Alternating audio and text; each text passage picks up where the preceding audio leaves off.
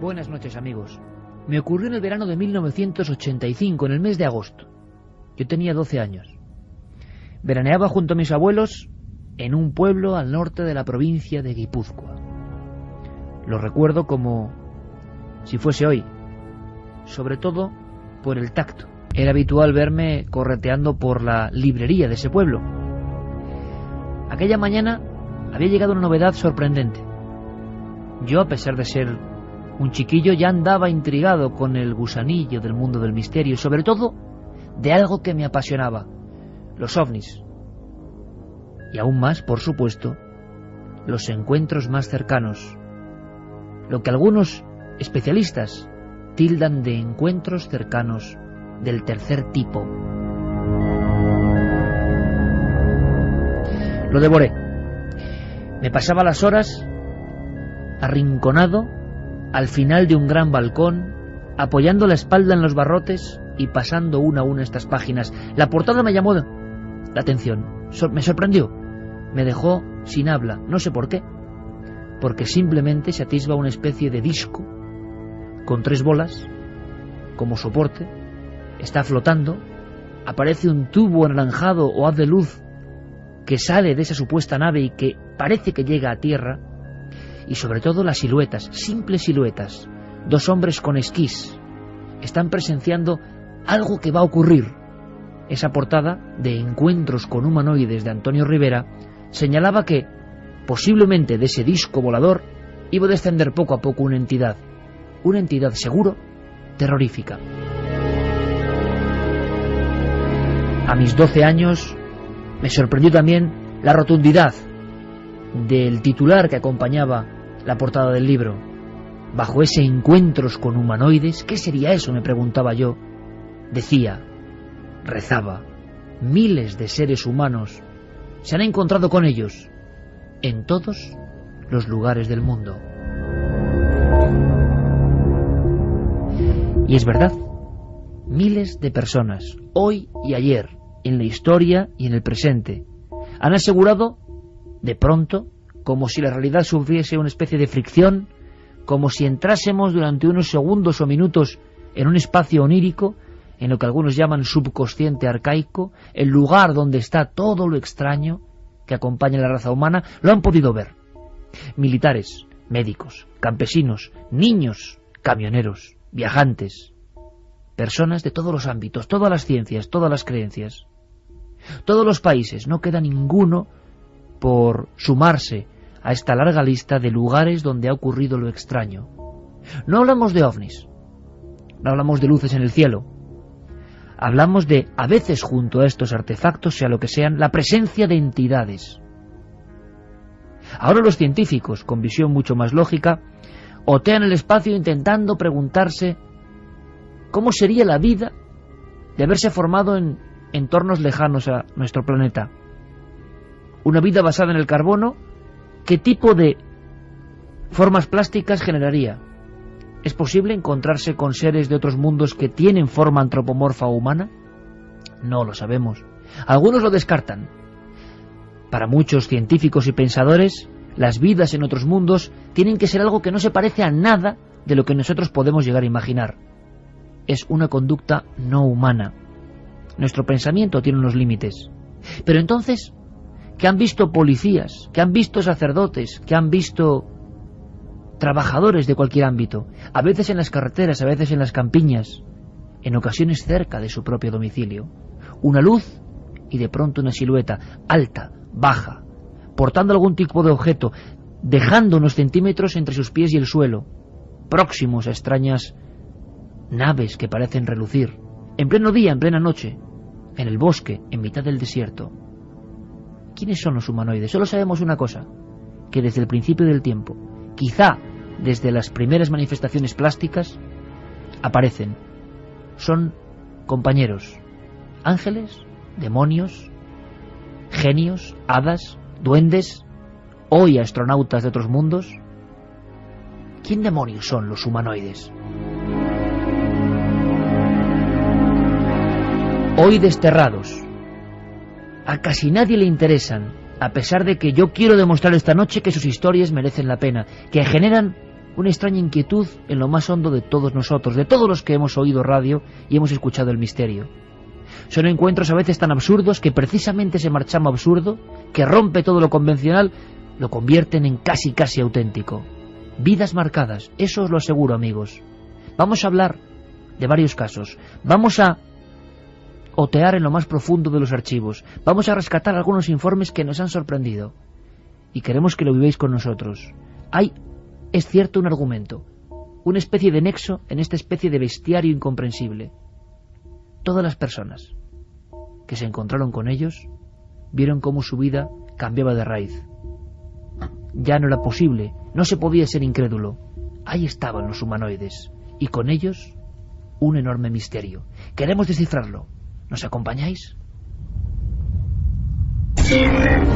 Milenio 3, Cadena SER, con Iker Jiménez y todo su equipo.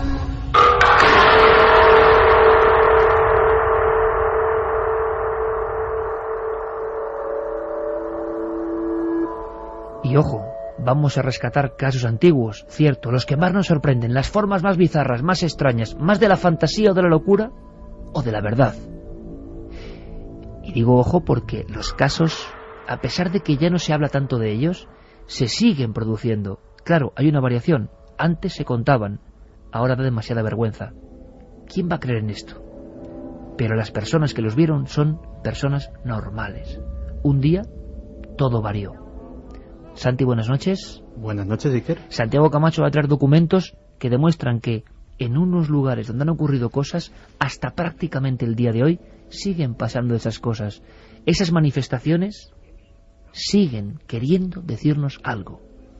Pues sí, porque muchas veces el gran caso de la ufología, la gran aparición que llena titulares de periódicos, pronto pasa al olvido y nos olvidamos de que después de 5, de 10 años, a lo mejor en el mismo sitio siguen sucediendo cosas extrañas.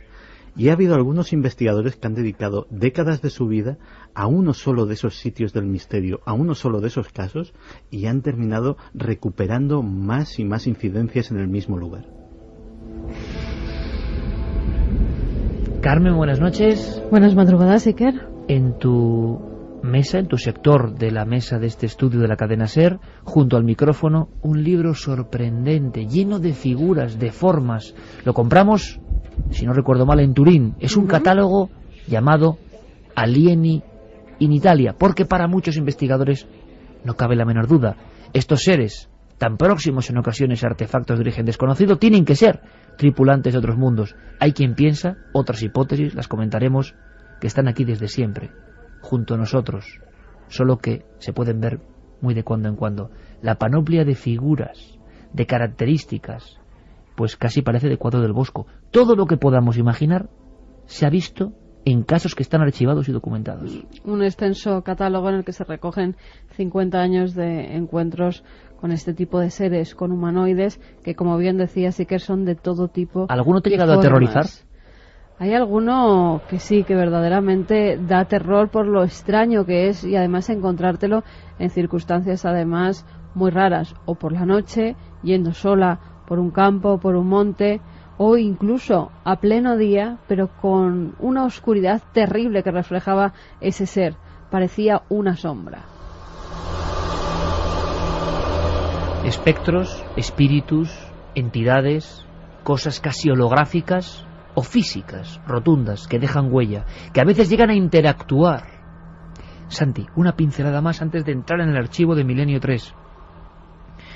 Interactuar hasta el punto de, y casi en titulares, tener casi trifulcas con estos seres. No es ver una figura en la lejanía que se desarrolla, que hace sus operaciones ajena a nosotros, como ocurre muchas veces, sino que en algunos casos que vamos a rescatar, casos que nadie ha podido explicar, ha habido casi, hay que decirlo, agresiones.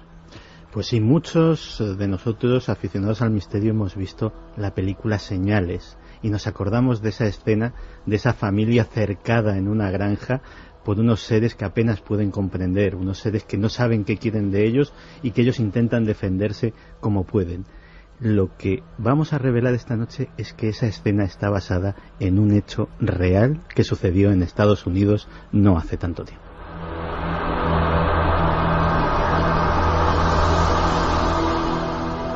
Comportamientos insólitos, a veces humanos, demasiado humanos, pero con estas características, seres gigantescos de más de 3 metros sin cara, sin rostro, enllantados en una especie de traje blanco, con los brazos en cruz, caminando cerca de la cumbre del monte Etna.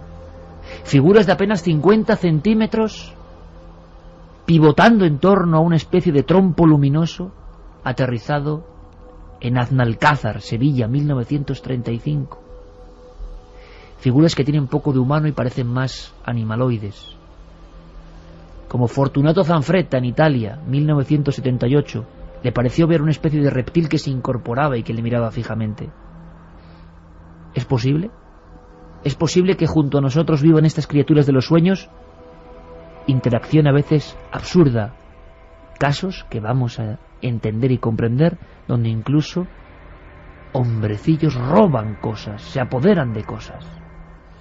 Pues sí, que uno de esos casos es el sucedido en Cenina, en Arezzo, en Italia, donde 2 seres de pequeña estatura, y decía la testigo como con cara de hombres muy mayores, casi tienen una trifulca con una campesina de 40 años.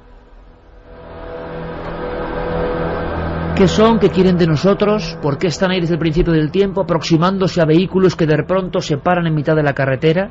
Asomando entre la maleza, por ejemplo, los niños de Cancifré, en la zona norte de Ibiza, 1978 finales. Tienen que subirse a un árbol porque una especie de robot, algo parecido a la imagen que tenemos de un autómata, se ha aparecido junto a un objeto y les está observando. La mirada de estos seres casi siempre es algo que no olvidan los testigos.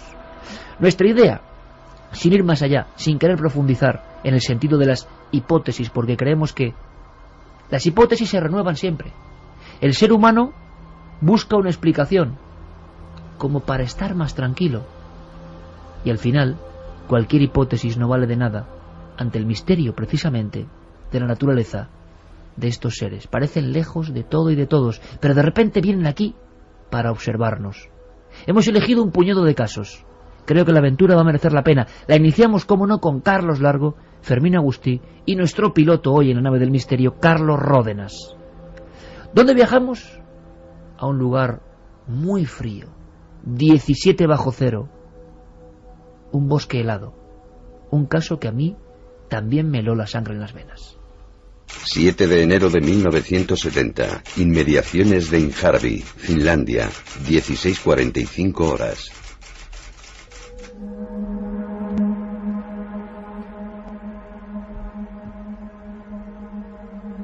...17 bajo cero, no me he equivocado. Un bosque a 16 kilómetros de Heinola, pequeña población a unos 130 kilómetros al nordeste de Helsinki. El invierno puro y duro. Y 2 esquiadores. Uno de ellos es guardabosques, el otro labrador. Y por supuesto, en homenaje a ese libro, que hace ahora 25 años prácticamente, a mí me abrió un mundo nuevo, en homenaje a esa portada empezamos con esta historia. La rescatamos del archivo. Es tremenda, o eso me parece a mí. A ver a vosotros. Nombres: Arno Heinonen y Esko Viljo, 36 y 38 años. Son practicantes del esquí de fondo, un deporte muy popular en Finlandia. Y están llegando a lo que llaman un calvero del bosque. De pronto notan un extraño silencio, que es algo que comprenderéis, amigos del programa, que no es casual. En muchos de estos encuentros con lo que sea, con lo que se ha llamado humanoides por su forma antropomorfa, se produce una especie como de alteración de elementos normales y cotidianos. Ejemplo, un enorme silencio, roto luego por otros sonidos, o por ejemplo, hay que decirlo, en una carretera, ningún otro coche se cruza. Durante minutos, el viajero percibe que está extrañamente solo. ¿Es acaso esto el inicio de algún tipo de sueño? Pero son 2 personas. ¿Son posibles las alucinaciones a dúo? Nunca se le habían preguntado. En su vida todo esto quedaba muy lejos. Heinonen y Viljo avanzaban poco a poco buscando un lugar para descansar tan solo unos segundos. El frío no permitía nada más. Según confesaron las autoridades de Helsinki, De pronto surge algo en el cielo que identifican como una luz, un foco, algo abombado, que está yendo tranquilamente, es pleno día, por encima de las copas de los altísimos árboles. Hay algo que detectan y que dejaron por escrito en las diversas declaraciones policiales. Escucharon un hálito de viento, como si el viento de pronto se incorporase justo en ese calvero del bosque. Se quedaron en guardia, los dos muy rígidos. Así permanecerían durante los 3 minutos que duró la observación. La luz se acercaba, poco a poco, iluminando la arboleda. Era como un segundo sol. Se detuvo encima de ellos, a unos 3 o 4 metros de altura. El primer impulso de Einonen y Viljo fue girarse rápidamente y huir, claro, pero la nieve, el cansancio, el frío les detuvo allí como estatuas. Poco a poco esa luz fue envuelta por una niebla densa, gris y rojiza, como una niebla en la media tarde.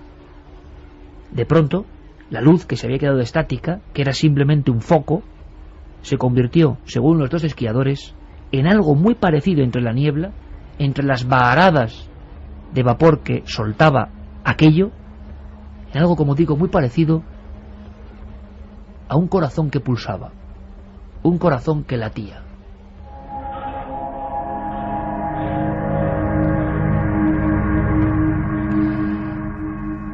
Siguen los dos absolutamente rígidos, y aquel corazón, aquel gran elemento pulsante rojizo, va configurándose como un disco, como la típica y tópica imagen que tenemos de dos platos casi encarados unos con otros. Sí que distinguen tres esferas perfectamente marcadas en la base de este objeto de unos 4 metros de diámetro.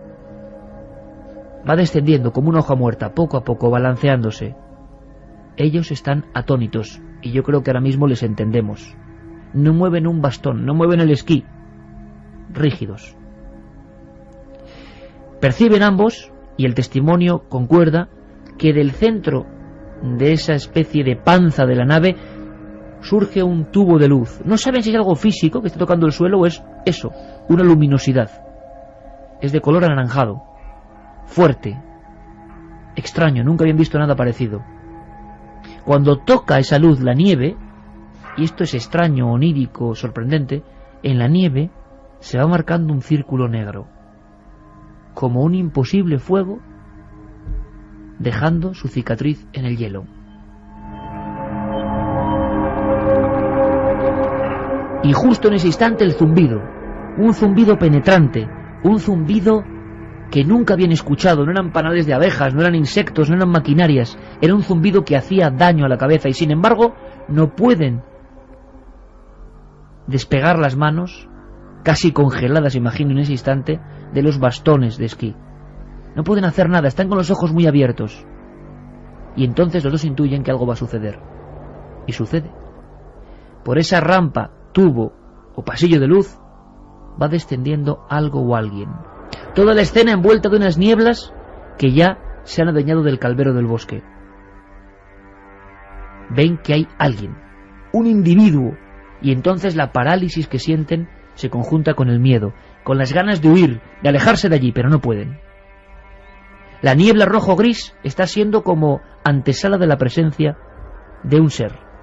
El ser que ufológicamente en el archivo policial de Helsinki se llamó extraño individuo de Imharvi. La descripción es una de esas insólitas, nunca vista que sepamos a lo largo de la historia de la ufología. Descendiendo tranquilamente, como controlando la situación, un ser de no más de 1 metro. Parece, dice Viljo, un individuo enano. Está sujetando algo, les mira y se ladea hacia uno de ellos. Tiene la cara pálida. Sujeta algo que parece una caja y tiene un extraño atuendo, una especie de gorro en forma de cono. Llega a tocar el suelo y entonces la niebla se disipa. Se quedan frente a frente, 2 esquiadores y aquel ser. Pero ¿por qué no escuchamos directamente lo que ellos dijeron, la descripción que ellos hicieron del extraño visitante? Cedamos la palabra a Heinonen. Dice: de pronto sentí como si alguien me hubiese agarrado por la cintura y tirase de mí hacia atrás. Creo que di un paso, y en aquel mismo instante vi al ser. Estaba de pie, dentro del rayo de luz, con una caja negra en las manos. Por una abertura redonda de la caja surgía una luz amarillenta y pulsante. El ser no sobrepasaba los 90 centímetros de alto. Sus brazos y piernas eran muy delgados. Su rostro pálido, cerúleo. No reparé en sus ojos, pero sí en la nariz, que era muy extraña. Más que una nariz, parecía un pico ganchudo, una especie de trompa. Las orejas muy pequeñas y se estrechaban hacia la parte superior. Aquel ser llevaba una especie de mono de un material parecido al verde. Vi también que llevaba unos guanteletes blancos que le subían hasta los codos. Y lo que más me sorprendió y aterró, los dedos con los que sostenía la caja parecían garras curvas. En aquel informe también quedó la descripción más somera de su compañero Esko Viljo. Si era una alucinación o un sueño, lo habían tenido los dos. Decía Viljo: yo también lo vi. El ser estaba en el centro de la luz brillante y despedía una luminosidad fosforescente, pero su cara era muy pálida. Tenía los hombros muy delgados y caídos, con unos brazos finos como los de un niño. El ser medía menos de 1 metro y era muy delgado. Sobre la cabeza nos pareció distinguir una especie de casco cónico. ¿Y qué hizo ese ser? Nada. Mirar a uno de ellos, a Heinonen, señalarle con la caja e inundarle con su luz. Acto seguido, como si todo hubiese sido una pesadilla, se desvanece. Aquel disco se vuelve a convertir en la luz pulsante y se pierde en el cielo frío aquella tarde a 17 bajo cero. Ambos llegan a casa. No saben ni qué decir. Durante meses ni Viljo ni Heinonen hablaron de lo que les había sucedido. Pero lo más extraño de este caso es que Heinonen empezó a tener miedo de su compañero Viljo. Es más, llegó a pensar, tras una serie de sueños que empezaron a atemorizarle, que la imagen de aquel individuo, de aquel ser, era una especie de deformación de su propio compañero, una proyección del aspecto deformado, terrible y diabólico de su propio compañero. Los dos tuvieron manchas rojizas en la cara, en el cuerpo, orina negra, negra como el café, dicen los informes médicos, y todo tipo de dolores terribles. Uno de los médicos que les trató aseguró que era la misma forma de diagnóstico de alguien que hubiese estado sometido a radiación, a altas dosis de radiación. Era el 7 de enero de 1970. Heinonen pidió incluso al Estado finlandés una pensión. No podía trabajar.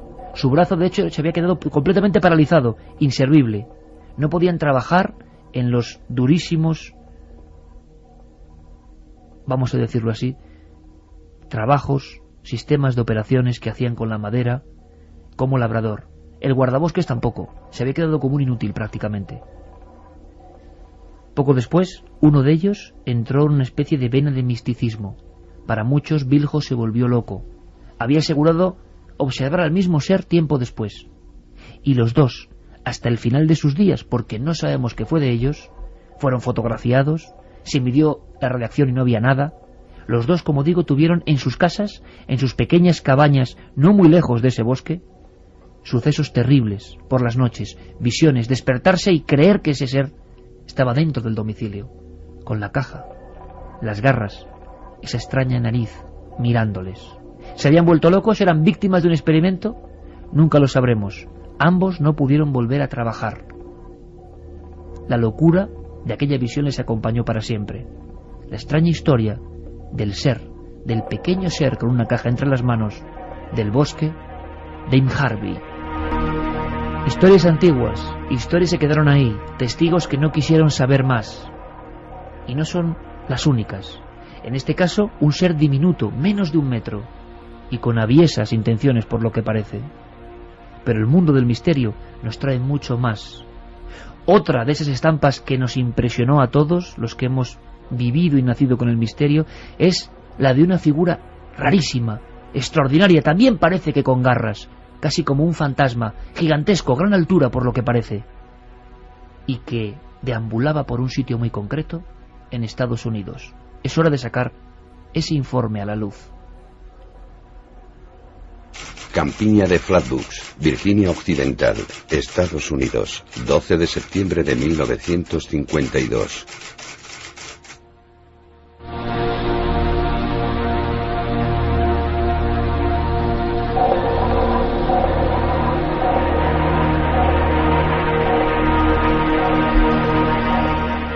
Pues sí, aquella tarde de septiembre de 1952, a los habitantes de la pequeña localidad de Flatbush les esperaba una curiosa sorpresa. Eran las 19:15 horas.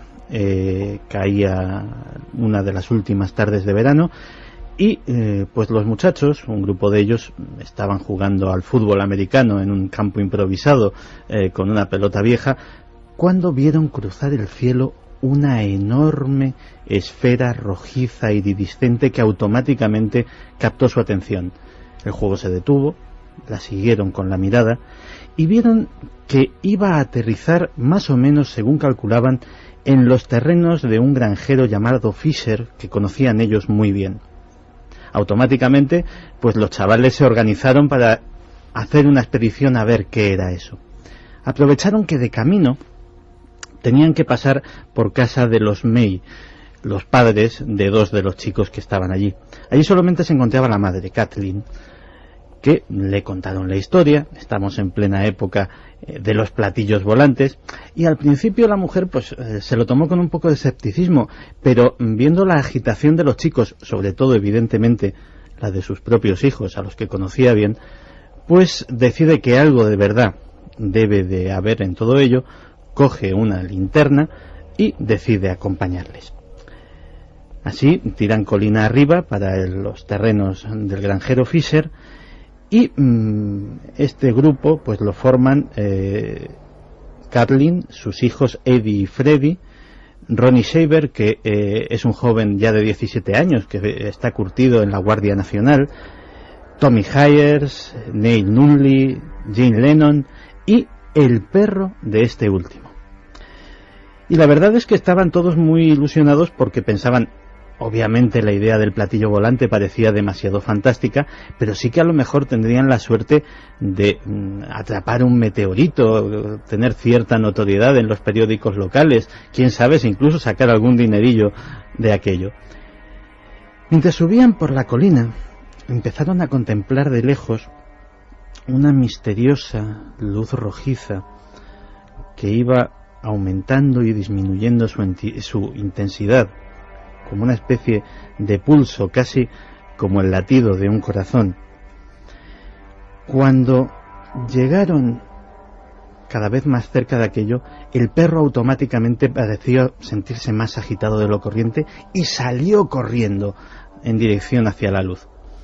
Bueno, pensaron que tal vez había visto una ardilla o había olido un mapache, cosas de perro de campo. Pero lo que no se esperaron era que ese perro automáticamente, cuando apenas se había internado en la maleza, volvió sus pasos y, emitiendo chillidos lastimeros y con el rabo entre las piernas, pasó otra vez corriendo delante de ellos en dirección hacia la casa, sin atender a los ruegos ni a las llamadas de su dueño. Bueno, decidieron seguir adelante, y cuando habían recorrido unos metros más, empezaron a notar un olor extraño, nauseabundo. Era un olor como de azufre, pero con una cualidad aún más ofensiva al olfato, y una neblina que se iba extendiendo sobre sus pies. Finalmente, dentro de aquel resplandor pulsátil, distinguieron 2 luces rojas fijas.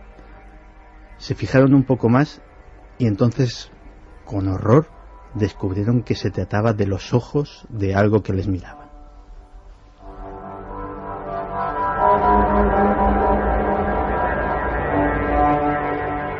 Aquello salió de entre la hojarasca y bajo un árbol centenario pudieron contemplar su enorme tamaño. Calcularon que eran 3 metros de altura.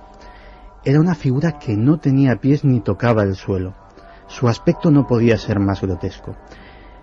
De abajo arriba venía a ser como si tuviera una especie de base cónica. Decían como una especie de falda plisada.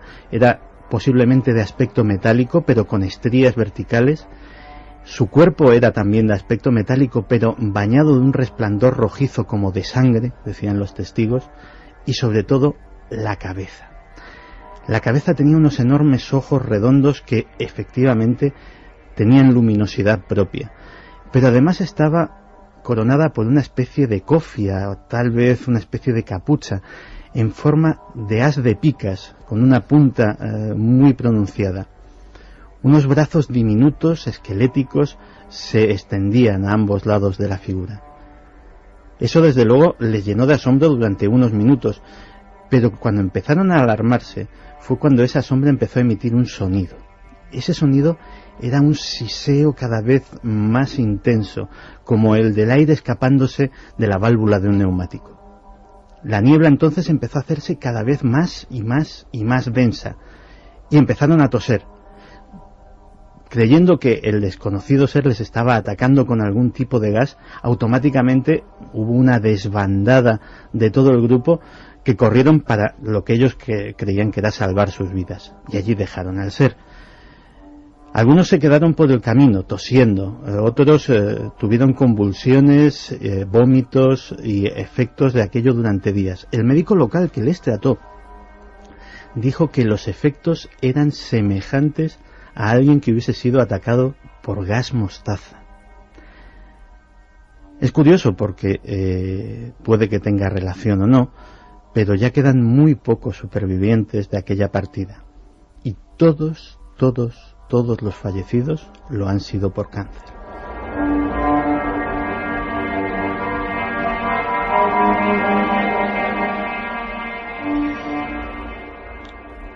A las pocas horas, uno de los chiquillos acompañó al sheriff al lugar y efectivamente quedaban restos de algo enorme que había debido de pasar por allí, ramas rotas, algunas huellas. En el aire seguía flotando ya muy levemente ese olor azufrado. Y fíjate que ese árbol centenario empezó a pudrirse a partir de ese mismo día, y a día de hoy solo queda un tronco que casi se desmenuza con las manos, y nadie ha sabido tampoco comprender qué le sucedió. Esa es la historia que viene en los libros, la historia del encuentro de Flatwoods. Claro, decíamos al principio del programa que una gran historia, un gran caso, a veces eclipsa los otros casos que siguen sucediendo en el mismo lugar.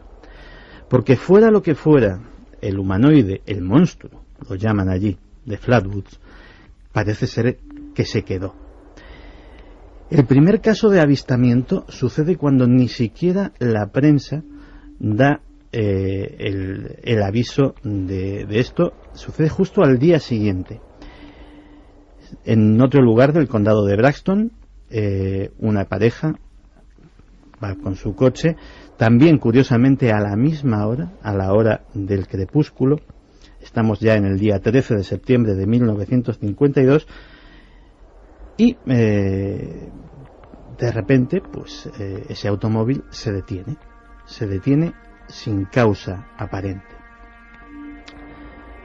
La pareja, que se dirigía y vivía de hecho en el pueblo de Frametown, otro pueblo cercano del condado, pues no lo ve especialmente raro, una avería. El hombre se baja, abre el capó, revisa cables, batería, todo parece normal, pero de entre la maleza surge una luminosidad y otra vez ese sonido de siseo.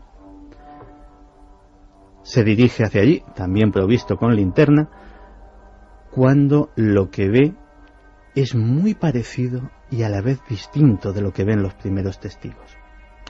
Porque De cintura para abajo, por decirlo de alguna manera, el ser seguía siendo el mismo, seguía sin posar su base en el suelo, flotando a unos centímetros, seguía teniendo ese aspecto metálico, icónico, pero de cintura para arriba parecía como si se hubiese en aquellas 24 horas despojado de una armadura o despojado de algún tipo de protección, porque tenía un aspecto humanoide, verde intenso, con escamas, reptilesco, que aterrorizó al hombre, que automáticamente se metió en el coche haciendo desesperados intentos de arrancarlo. La neblina los empezó a envolver a ellos y, lo que era más alarmante todavía, empezó a meterse dentro del automóvil. Las toses y los gritos eran ahogados por el siseo y sobre todo por el ser que rodeaba de una forma siniestra el vehículo y llegó a posar una mano que solamente tenía 2 dedos, como una garra, encima del capó, dejando una marca como si un ácido hubiese corroído la pintura.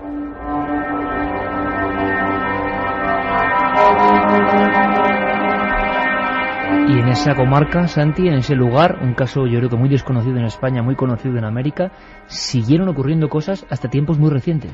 Pues el último reporte que tenemos es de 2004. Todo esto se lo debemos a un investigador norteamericano, Frank Feschino, que ha dedicado pues buena parte de sus años de trabajo, casi 20, a investigar este caso, a contrastar toda la información y a recabar nuevos datos.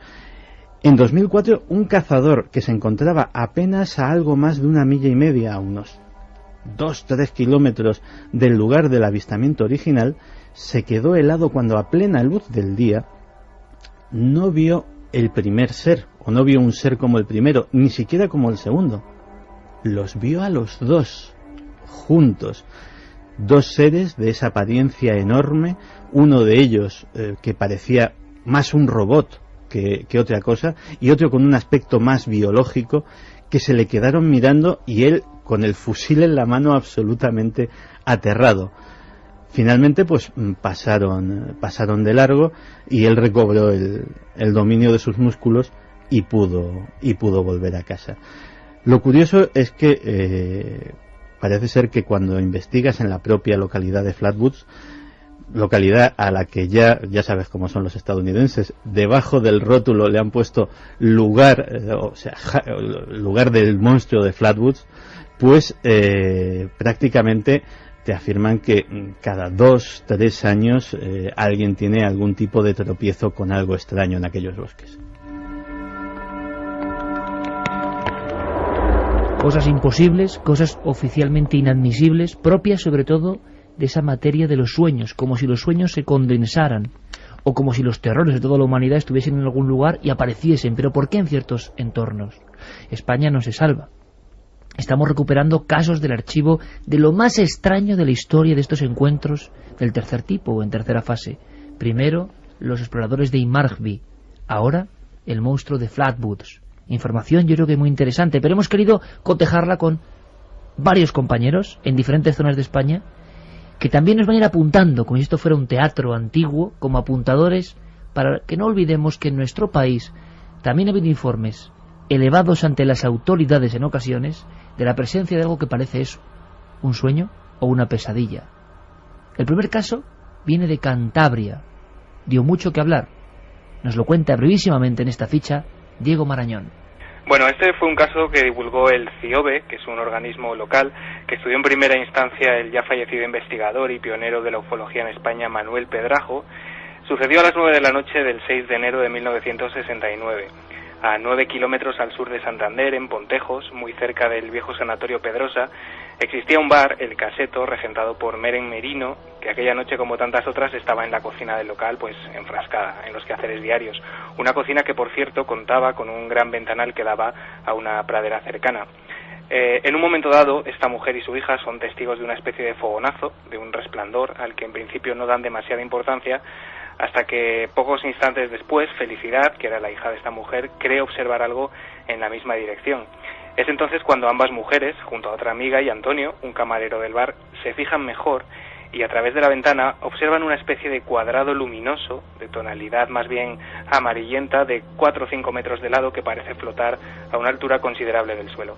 El shock de estos testigos aumenta al distinguir en su interior la figura de un ser de aspecto humanoide, de unos 2 metros de estatura, según ellos contaron, con el cuerpo rígido, con brazos desproporcionadamente largos, de pelo castaño, con el rostro especialmente blanquecino y vestido con lo que parecía ser un traje, un mono de color oscuro. La figura deambulaba por el interior de aquella especie de pantalla hasta que poco a poco se le fueron uniendo un total de 4 supuestos seres más, de idéntico aspecto. Tras unos 5 minutos, el camarero salió incluso del bar y cuando se disponía a subir a un muro para tener una mejor visión, el cuadrado y con él las 5 figuras que se movían de manera torpe en su interior se apagaron, y cito palabras textuales del testigo, como lo hace la pantalla de un televisor.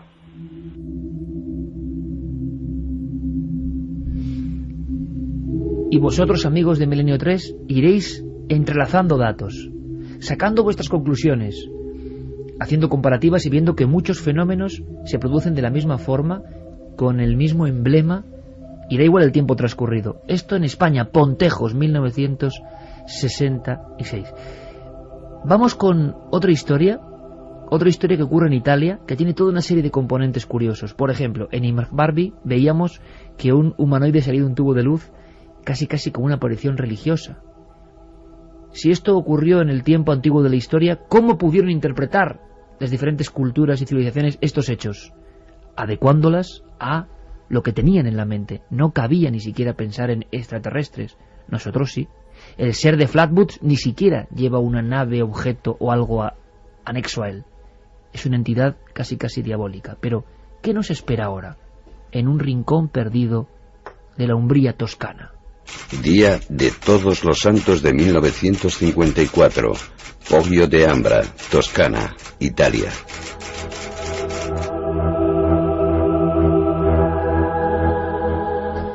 Pues ese 1 de noviembre de 1954, Rosalotti Nei Danieli, así se llamaba esta mujer campesina de 40 años que tenía 4 hijos, además pues tenía una granja llamada La Colina, decidió ir muy pronto por la mañana a poner unas flores a sus difuntos al cementerio de Cenina, así se llamaba la localidad más cercana.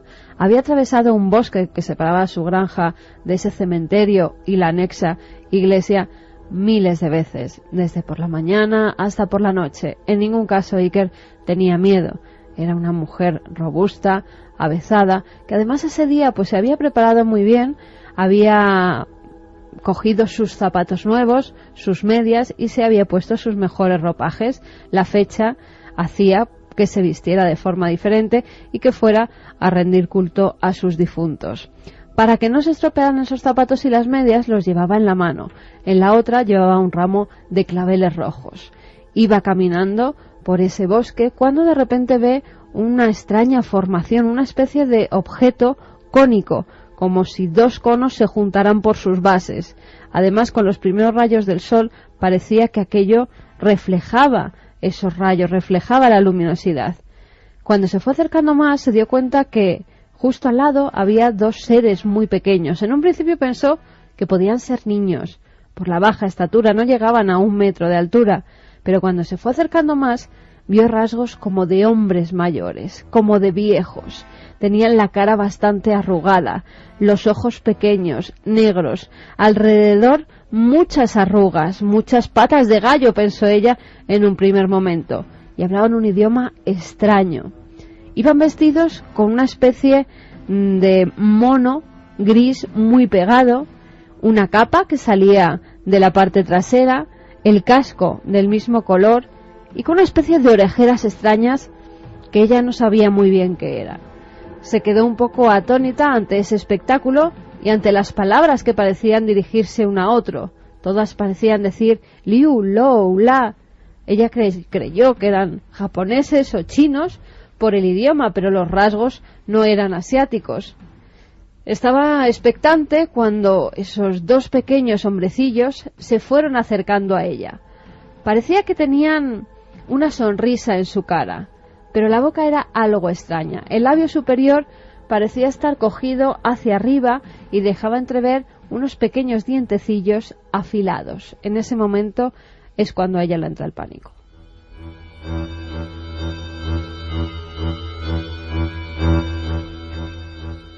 Entre juegos parece que se fueron acercando a ella. Ella empezaba a dar pasos atrás porque no sabía si iban con buenas intenciones, aunque su cara reflejaba felicidad. Parecía estar jugando, pero de repente, con cierta agresividad, cogieron ese ramo de claveles que llevaba en una de sus manos y se lo arrancaron.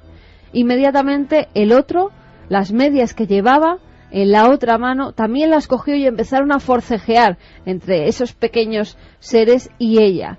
Ella tiraba, pero estos hombrecillos parecían tener muchísima fuerza pese a su estatura. En ese forcejeo ellos se volvieron más agresivos y ella, ya con cierto pánico, pues soltó tanto el ramo de flores como las medias, como las calzas que llevaba en la mano. Los seres parecieron también estar en un estado alterado porque vieron el miedo de la mujer. Y entonces, en un acto reflejo, cogieron 3 de esas flores y se las devolvieron. El resto se las quedaron e inmediatamente las introdujeron en la nave que había posada al lado, en esa especie de cono que tenía una ventanilla que parecía de cristal, donde la mujer pudo ver 2 asientos muy pequeños, en los que ellos parecían sentarse para viajar en ese extraño artefacto. Ella, como vio que ya era todo muy raro, inmediatamente, presa del pánico, empezó a correr por el bosque hasta incluso encontrarse Iker con un vecino al que le contó toda la historia. Llegaron al lugar de los hechos acompañados de más vecinos y pudieron ver cómo las huellas profundas de esa especie de cono seguían todavía allí. Alrededor también pies muy pequeñitos, como de alguien que no llegara al metro de altura.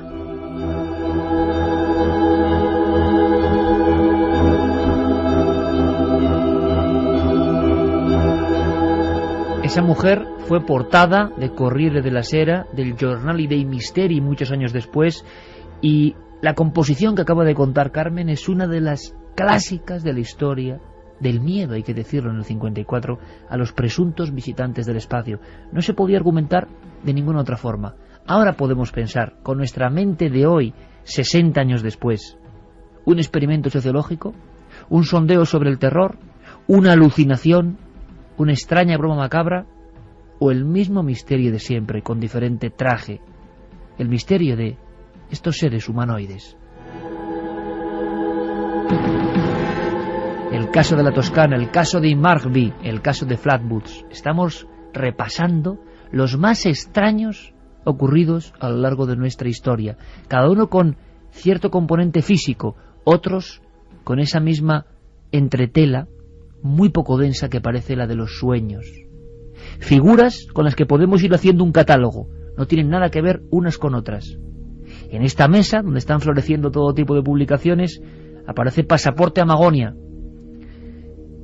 del astrofísico Jacques Vallée, el primero que dijo: hay que catalogar estos sucesos. No sabemos qué son increíbles, pero las personas son creíbles. Un catálogo que refleja, sin duda alguna, los miedos de los seres humanos a lo imposible. Antes solo podía ser la presencia del demonio o la presencia de lo angélico irrumpiendo en esta realidad. En el tiempo en el que el hombre pone su visión fuera de la tierra, ¿qué puede ser más que la conciencia, el recuerdo, la remembranza de que no estamos solos en el universo? Ahora, ¿todo esto es así? ¿O hay explicaciones más complejas? Lo que nunca supo esa mujer de Italia, que el día 1 de noviembre del 54 tuvo este extraño affair con 2 individuos bajísimos, en una especie de tinaja oxidada, es que tan solo 6 meses antes, en agosto de 1953, un pastorcillo de un pueblecito llamado Villares del Saz, en Cuenca, había descrito exactamente lo mismo. Miembros de Falange, un colegio religioso y 2 policías testificaron que en el lugar en el que él había asegurado observar lo mismo que ha contado Carmen, prácticamente había pequeños piececitos. Pero era demasiado pronto. 1953 fue portada del diario Ofensiva de Cuenca. El niño, entonces de 13 años, Máximo Muñoz Hernáiz, tuvo tal pánico que a día de hoy, mira que lo hemos intentado, no ha querido recordar la historia. Ocurrió en un paraje llamado La Islilla, y uno de esos individuos idénticos a lo que Carmen ha contado se le aproximó y le llegó a dar una bufetada en la cara. Llegó absolutamente presa del miedo. Han pasado más de 60 años. Máximo no ha roto su silencio. Solamente repite: aquello fue verdad, pero nunca voy a hablar de lo que sucedió. España, 1953. Seguimos repasando nuestros casos en este archivo tan especial, tan asombroso, tan bizarro, tan increíble. Nos marchamos a tierras extremeñas, hace no mucho tiempo. Cronista Gonzalo Pérez Arró. Y en este caso nos remitimos al año 2000, precisamente un 24 de junio, hace 11 años. Samuel Rodas, en la población de Escurial, se encontró con un ser bajito, de color amarillento, que tenía unos ojos muy grandes y negros, y ocurrió cuando en la mañana de ese día pues se dirigía hacia sus cultivos. Es un cultivador, y entrando en su plantación de tomateras encontró un ser que resplandecía, decía que era como el brillo, el color amarillento del sol cuando está amaneciendo, y en principio pensó que era un animal. Se acercó hasta estar a punto de tocarle. En ese momento, pues claro, ya estaba viendo en medio de la oscuridad de esa madrugada el color y los rasgos extraños de este ser. Era un ser bajito, tenía unos brazos cortos pegados a las piernas, al costado, y las piernas en realidad no llegaba a verlas por las plantas de tomate, pero duda de que estuviera pisando el suelo, que quizá estuviera flotando. Este ser luego fue visto también por sus dos hijos, que fue a por ellos a la población, y cuando llegaron, este ser estaba haciendo como una especie, sin mover el cuerpo, estaba haciendo con la cabeza como una serie de barridos, al mismo tiempo que escuchaban un sonido, decían que como el de un compresor o el de un neumático desinflándose, y esa extraña mirada, esa fuerza en sus ojos, que es lo que más destacaron, el color amarillento y la fuerza de esa mirada. El ser permaneció allí. Ellos volvieron a la población ya de día casi a buscar a más gente para que fueran y a por una cámara de fotos, pero cuando llegaron allí ya no estaba aquel ser. No os lo voy a negar, amigos, uno de mis temas preferidos de siempre, por lo arriesgado, por lo increíble, por lo inconcebible, como es el misterio. ¿Queréis saber más de España y del mundo? ¿Queréis que sigamos ahondando en nuestro viejo archivo? Nos queda mucho, mucho por contar. En la segunda hora un viaje hacia los archivos más ocultos de la historia de la ufología, porque estos encuentros con humanoides siempre se han relacionado con esa ciencia, no ciencia, desde luego, disciplina, podríamos decir, que se encarga de la investigación de los objetos volantes no identificados, asociados a la presencia habitual de naves, artefactos, luminarias, seres de apariencia humana. En el 90% de los casos no interactúan con el ser que los observa, con el testigo. Huyen, a veces hacen extrañas operaciones de recogida de agua o de tierra. Estamos visualizando con nuestros miedos a astronautas de otros mundos que hacen lo mismo que nosotros hemos hecho en nuestro satélite. ¿Cómo actuaríamos nosotros al colonizar otras tierras más allá de las estrellas? ¿Entablaríamos conversación o simplemente no actuaríamos? La mayoría de los casos parece que se producen en un embudo, en una especie de espejo, en algo que no deja tocar nuestra realidad cotidiana. Pasa en otra esfera que de pronto aparece ante nosotros. Por eso los incidentes son tan absurdos, tan asombrosos. Comenzábamos este programa especial revisando archivos, acudiendo a la portada del libro Encuentros con humanoides, que da título hoy a estas horas de radio. Ahora comenzamos la segunda con otro impacto visual, también, cómo no, en la infancia. Un fascículo, El mundo de los ovnis. Un objeto discoidal en un lugar árido. También debía andar por los 11-12 años. En la página 302, porque era una serie, una enciclopedia, vamos a decirlo así, fragmentada, aparecía un dibujo entre volcanes, entre grandes montículos, con la fina plumilla del ilustrador, dos niños con mochilas a la espalda, que en una especie de descampado, solitario, estaban viendo algo sencillamente inenarrable. Pero vamos a intentarlo. Vamos a viajar hasta ese lugar. 4 de junio de 1978, a las afueras del poblado de Cárdenas, San Luis Potosí, México. Otro suceso absurdo, imposible, pero que queremos compartir con vosotros. Lo más raro de la historia de los misterios. Muy físicos en este caso. Dos hermanos. Uno de ellos, como ocurrió en el caso de Imargvi, no quiso volver a hablar. El terror se apoderó de él. Casi se olvidó de hablar. Enmudeció después de presenciar algo que no podía ser. Lo que los psiquiatras llaman shock postraumático. Son Juan y Héctor Juárez Ruiz, 10 y 8 años de edad. Como cada día, regresan del colegio. Viven en un barrio pobre, El Corito, en Cárdenas, San Luis Potosí, pleno corazón de México. Estamos en la vieja región de los Huastecas. Aquel día, del inicio de 1979, están pasando en un lugar, o por un lugar que se llama la calle Zaragoza todavía hoy.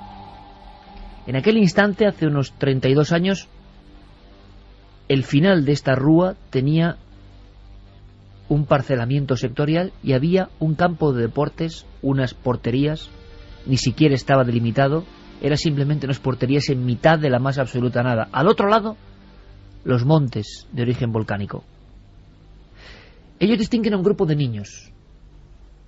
Juan y Héctor, los dos hermanos, con los libros colgando todavía en sus lomos, en las mochilas.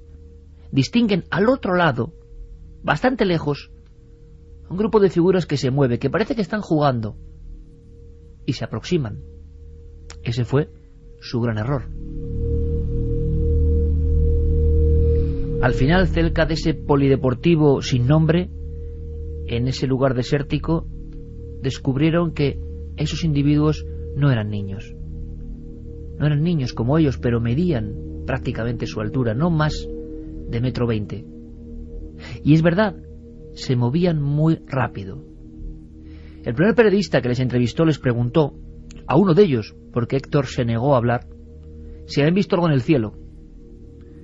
Y ni siquiera pudieron mirar a los cielos.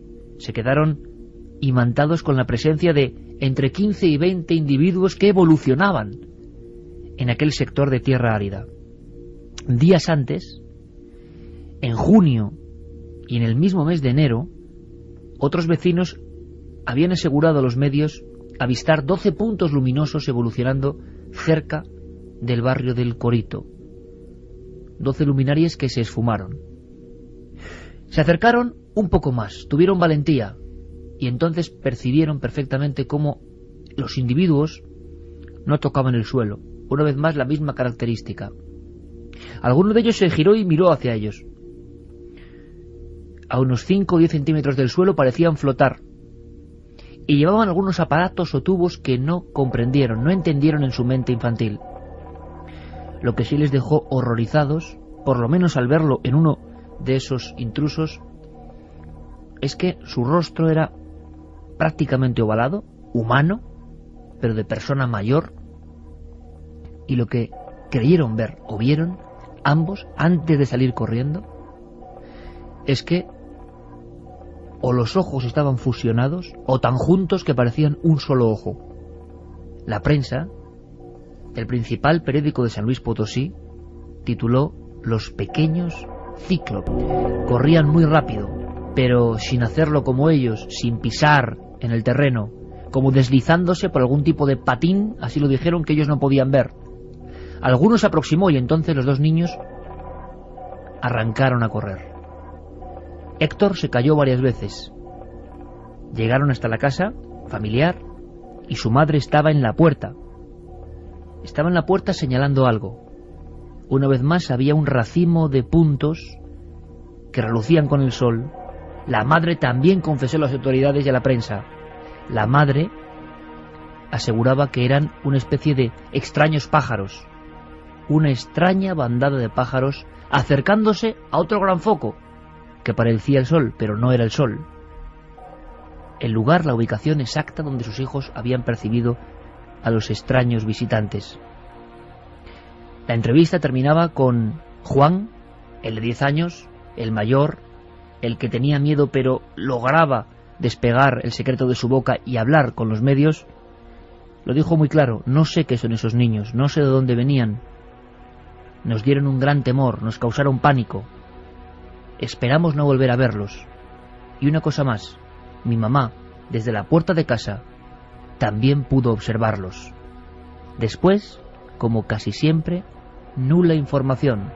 Sabemos que 2 grupos de ufología mexicanos estuvieron en ese terreno, en el viejo estadio sin nombre, al final entonces de la calle Zaragoza de Cárdenas, San Luis Potosí. Nada, ni una huella, ni un resto. Invención, niños con imaginación. La madre aseguró tiempo después que sus niños habían quedado traumatizados por aquella visión. Y después, como casi siempre, el olvido. La policía les preguntó: ¿habéis dormido bien la noche anterior? Perfectamente. ¿Sabéis algo de los ovnis o extraterrestres? No. Entonces, ¿qué es lo que visteis? Unos niños, respondieron, pero no eran como nosotros.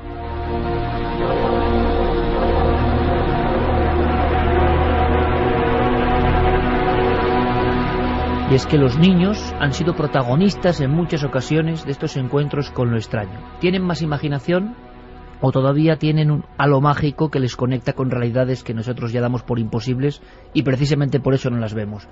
Nunca lo sabremos, pero en Valladolid, en las llanuras, en las planicies de Valladolid, en el año del 76, ocurrió uno de los incidentes más extraordinarios de la ufología española.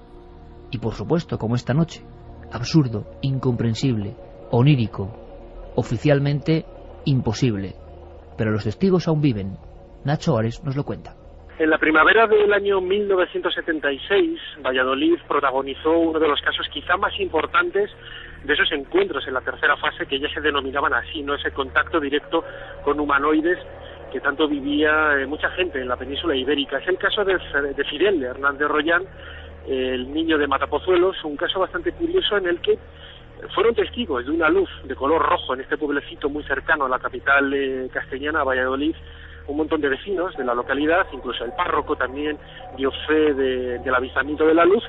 Y luego Fidel, cuando dejó de estar acompañado por sus amigos, se vio atraído por unos destellos que había muy cerquita de su casa, detrás de un muro, y cuando se aproximó a la luz vio tres figuras de un aspecto hoy describiríamos como fantasmagórico. No había apenas descripción de los rasgos en el rostro de estos individuos y se comunicaban con él por telepatía, ¿no?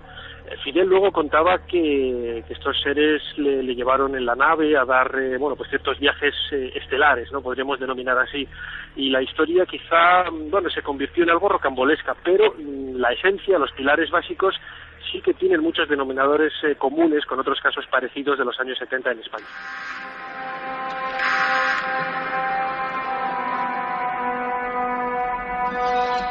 Niños con excesiva fantasía.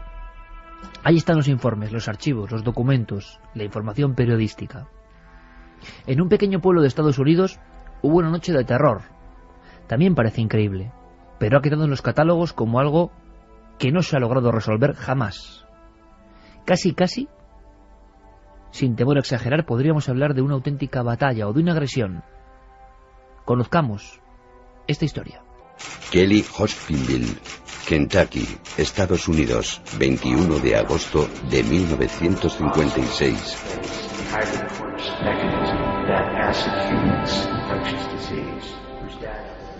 Mismo país, casi mismas fechas, pero dos situaciones diferentes. Igual que en el caso que contaba anteriormente, pues veíamos a un grupo de chavales y a una ama de casa casi modélica de los años 50 enfrentarse a lo desconocido. La familia Sutton, que vivía en una aldea llamada Kelly, a unos 10 kilómetros de Hopkinsville, en Kentucky, era gente cruda, era gente acostumbrada a lidiar con los destiladores ilegales de whisky de los alrededores, a solventar sus rencillas con vecinos, algunas que se remontaban a décadas a golpe de escopeta, que no sabían nada de platillos volantes y que apenas tenían noticia del mundo fuera de los lindes de su finca. Gente que, como muchos montañeses de Kentucky, pues vivían casi anclados en épocas como el antiguo oeste. En los momentos en los que sucedió lo que vamos a contar, había un pariente, Billy Ray Taylor, que había acudido desde Pensilvania a visitar a aquella rama de la familia. Y curiosamente fue este chico el primero que notó que algo raro sucedía. Todo ocurrió, y así nos hacemos una idea de en qué condiciones vivían, cuando fue a sacar agua de la bomba que accionaba el pozo del que extraían el agua. No tenían agua corriente, no había ningún tipo de servicio sanitario. Estamos ante una cabaña de madera muy pobre. Y estaba accionando aquella bomba manual cuando divisó un objeto volador que merodeaba por la casa. Tenía forma de disco, también iridiscente, pero no de un color concreto, cambiaba de tonalidad muy rápidamente y acabó aterrizando, al parecer, más allá de una línea de árboles.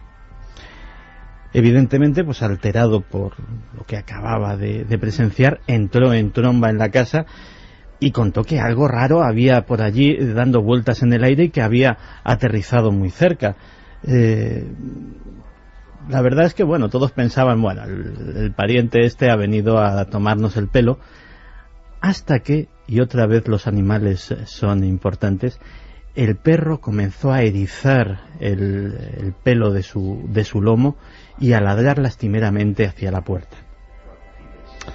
Entonces, el cabeza de familia, Lucky Sutton, ya te digo que hombre recio y bregado en la caza y en el manejo, en la vida en los bosques, pues cogió una de sus 2 escopetas, le pasó a su pariente la otra y se decidió a salir a ver quién había osado a poner un pie en su finca. Claro que cuando salieron allí comprobaron que el intruso desde luego no tenía nada de común.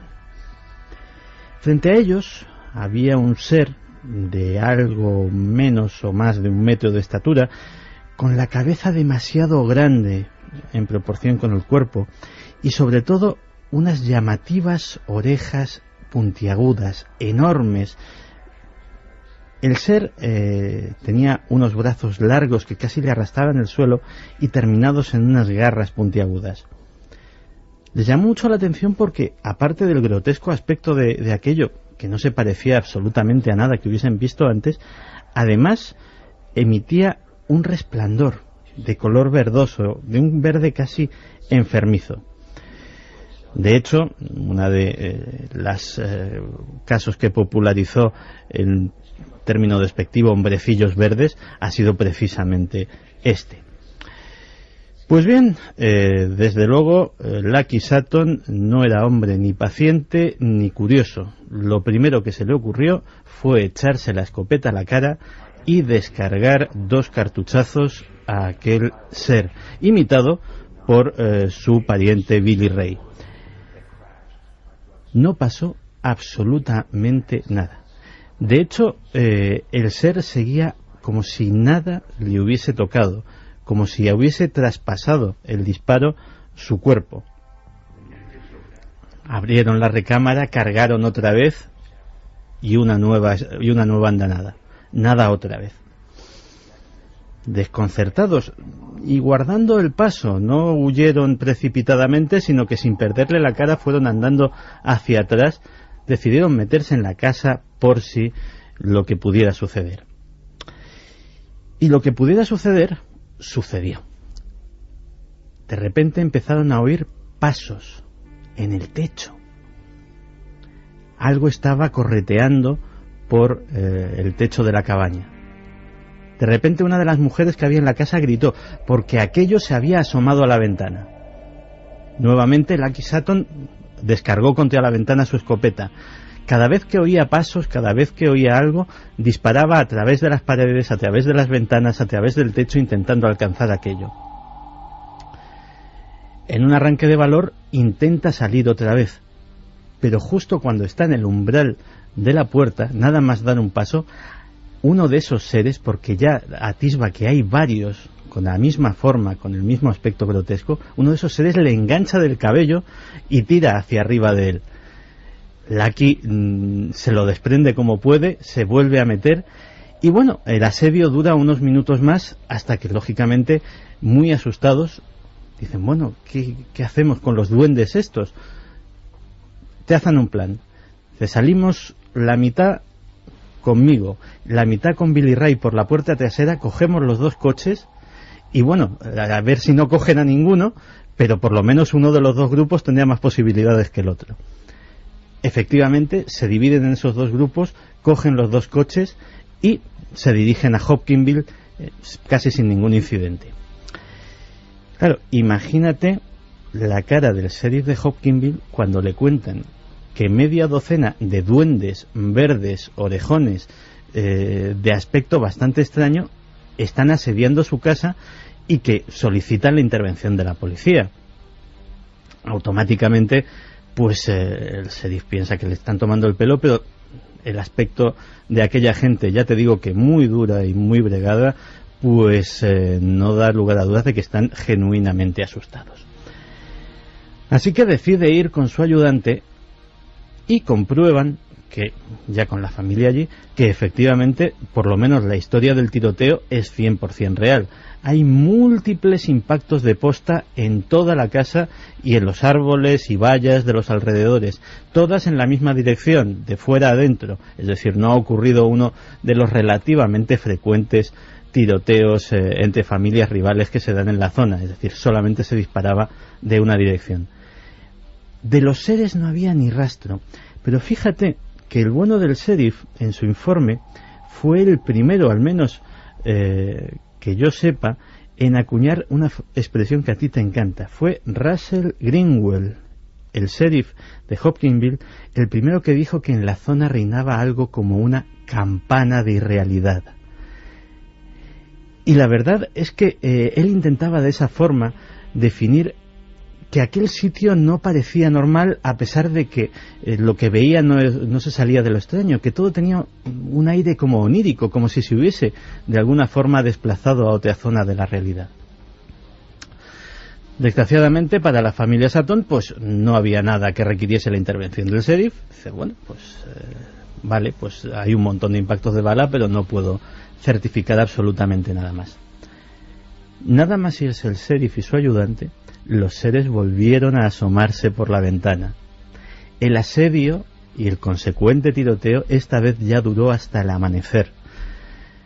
La resistencia numantina de los Sutton incluso casi se cobra una víctima entre los duendes, como los llamaban, no sabían ellos nada de extraterrestres, cuando ven que a uno de los impactos de bala uno de ellos cae del tejado y comprueban que no cae a plomo, sino que cae flotando como una pluma, cae muy despacio. Automáticamente, de todas formas, al llegar al suelo se levanta y correteando se vuelve a internar en el bosque. No hay sangre, no hay restos. Y bueno, automáticamente el sheriff cuenta la historia al día siguiente en el periódico local y un hombre llamado Ledwith, que es el dueño de la emisora de radio, decide personarse allí rápidamente para hacer un experimento, para interrogar de forma separada a todos y hacerles, él era buen dibujante, que le describiesen un retrato robot. Él pensaba descubrir el fraude de esta forma, decía, bueno, pues seguramente nos habrán puesto de acuerdo y será muy evidente que esta gente no ha visto lo mismo y que nos están contando una historia. Los tengo delante y el problema de los 3 dibujos que hizo Ledwith es que son prácticamente iguales, apenas la cabeza un poco más redondeada en uno de los casos, las orejas un poquito o más o menos grandes, pero evidentemente, los 3 testigos a los que interrogó de forma aislada justo al día siguiente vieron lo mismo, y así lo creyeron investigadores como J. Allen Hynek, que después de enfrentarse también a los testigos y de comprobar in situ todo lo sucedido, le dio al caso el máximo crédito. E incluso también tengo delante la ficha de los investigadores del proyecto Libro Azul, que en sus conclusiones, es una ficha, es un formulario militar que tiene varias casillas para rellenar, simplemente dicen desconocido.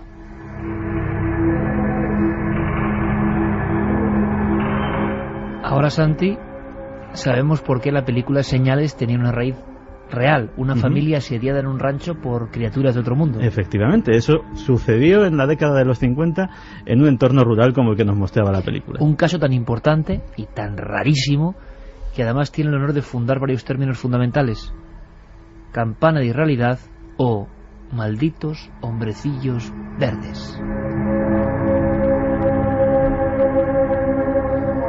Sea cual sea el origen de toda esta naturaleza absolutamente ajena a la nuestra, esta especie de negativo de la realidad, esta pesadilla que se encarna, acudamos a teorías de Jung o acudamos a la sensación de que hay seres que vienen aquí con un viaje interestelar tan largo para simplemente hacer estas cosas que nadie entiende. Es decir, en todo este batiburrillo incomprensible nos da la sensación de que hay un material humano importantísimo, un material antropológico de primer nivel.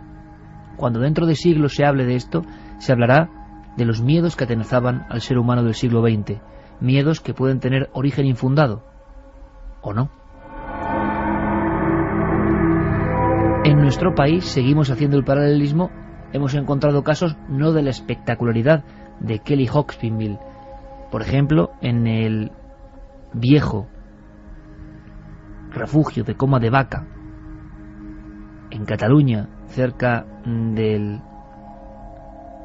Can Montseny, se encontró la presencia, más bien sonora, de un individuo que caminaba por el techo y que asombraba a 2 individuos, un montañero y un sacerdote, que tuvieron irrefrenables ganas de agredirse y sufrieron todo tipo de anomalías, vamos a llamarlas paranormales, y que vivieron una noche de horror. Los 2 con una piedra en la puerta, atemorizados, aterrados, y la presencia de una luz, como ha descrito Santiago Camacho, y después de unos pasitos como de niño por el techo. Hay un momento en que ese niño, o niños, intentan empujar la puerta, arrastrando un poco la piedra, pero no tenían fuerza. Suena raro pensar en extraterrestres o seres de otros mundos con la inteligencia para llegar hasta aquí, que no puedan mover una piedra que atranca una puerta en un viejo refugio catalán. Pero ahí está, como si los miedos se repitiesen. En Cataluña también, otra historia. Yo no la conocía, rarísima, con similares protagonistas. Lo cuenta Darbo. En la punta más alta de Montserrat, en la montaña, la punta más alta, que se llama San Jeroni, una de las expediciones de excursionistas que subieron, en una de estas, eso nos lo contó la testimonio, la que lo vio, dice que delante de una cueva, o sea, pero una cueva pozo, ¿sabes? O sea, como si fuera un pozo, pero geológico, natural, que en Montserrat hay mucho, es como si fueran como unas chimeneas, hay bastantes en Montserrat. Dice que era al atardecer y había un ser que no sabemos si pudiera ser una aparición de fantasmas o fuera un alienígena, pero por la fisionomía que explicó ella, muy parecido a la tipología clásica de los aliens, una cabeza tipo en forma de pera, pero al revés, ¿sabes? No tenía boca, pero sí tenía ojos, pues les estaba esperando en la punta de la montaña donde había este pozo, pero la cuestión es que al verlo, el grupito que iban 3 o 4, se fueron todos corriendo, menos una mujer. Esa mujer se acercó para saludarlo, le dijo: hola, hemos llegado, hemos tardado 4 horas en subir o lo que sea, porque ella lo vio, pues se acercó. Pero antes de aproximarse demasiado, el tipo se desvaneció.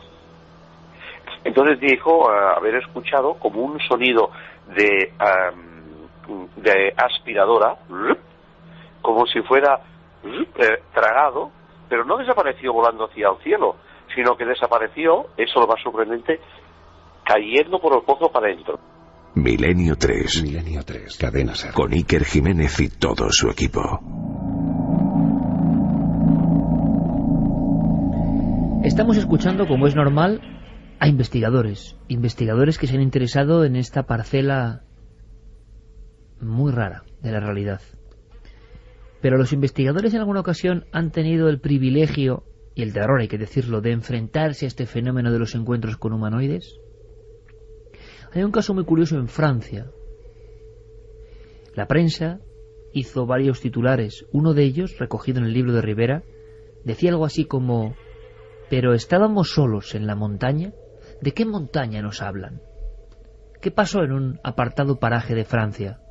Es cierto que un investigador de uno de los grupos más importantes de la época, Lumières dans la nuit, Luces en la noche, estaba allí, dentro de un coche, observando la presencia de seres completamente distintos a todo lo que hemos contado hasta ahora y que casi se abalanzaban.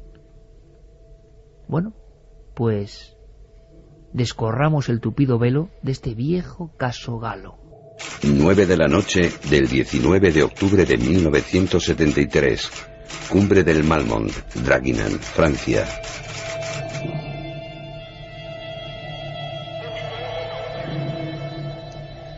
Pues en esa fecha Gabriel de Moog sube con su pequeña moto a esa montaña, al Malmont. Iba acompañado de su novia, que iba justo en la parte de atrás de la motocicleta.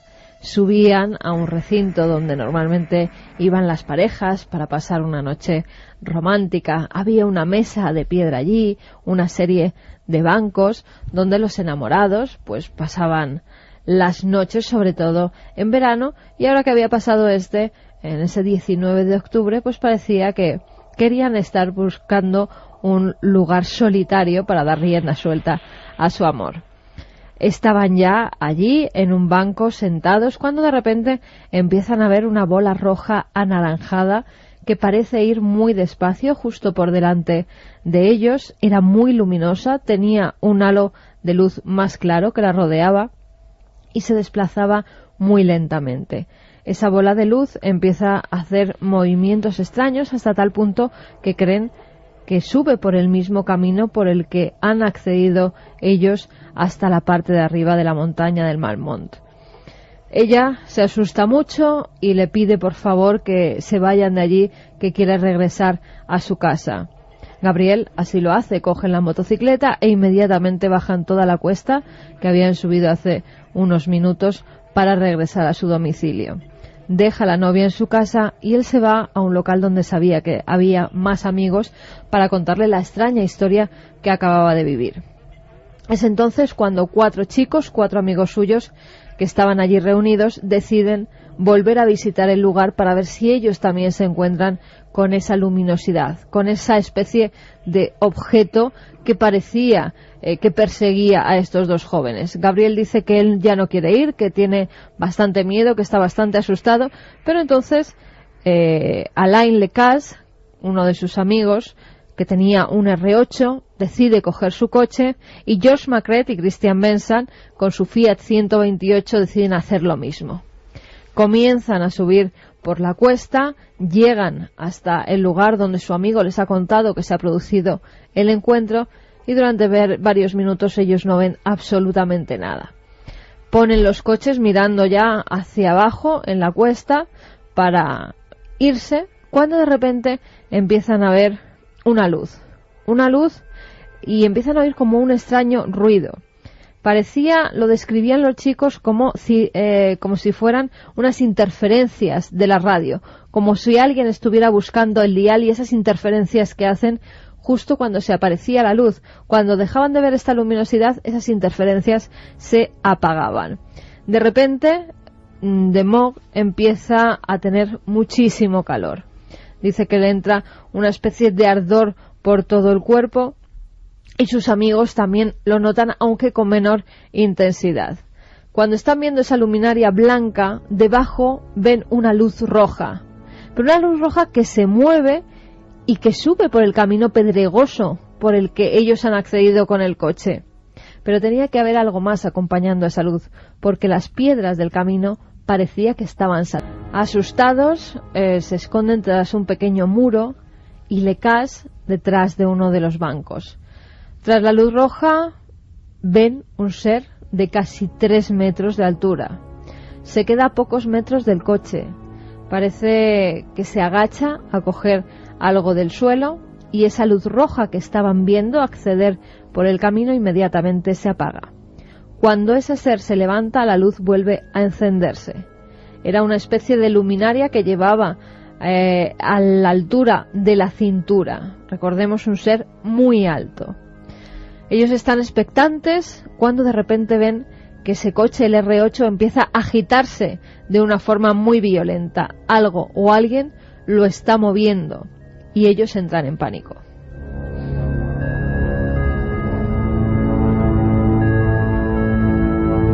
Huyen despavoridos de aquel lugar y cuando creen que todo se ha calmado, estaban escondidos detrás de unos arbustos, ya no veían luces, ya no escuchaban nada, entonces deciden regresar a los coches.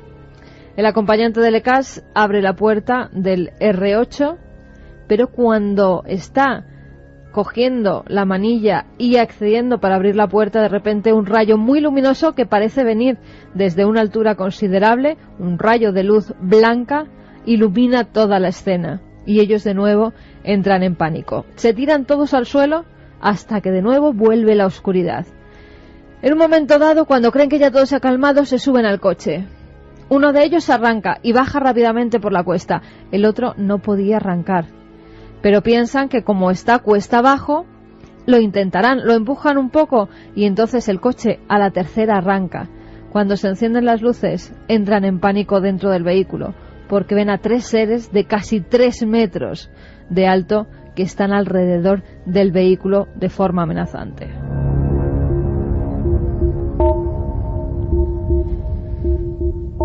Uno de los muchachos, teniendo más valor que los otros, saca la cabeza por la ventanilla y les dice: ¿sois buenos o sois malos? No recibe ninguna respuesta Iker, pero esos seres seguían estando allí.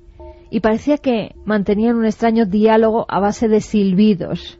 Los chicos escuchan como una especie de silbidos que se dirigen de uno a otro. Mientras en el otro coche no lo están pasando nada bien, tampoco. Cuando bajan con el Fiat, descubren que hay 2 piernas gigantescas de color rojo que están atravesando el camino.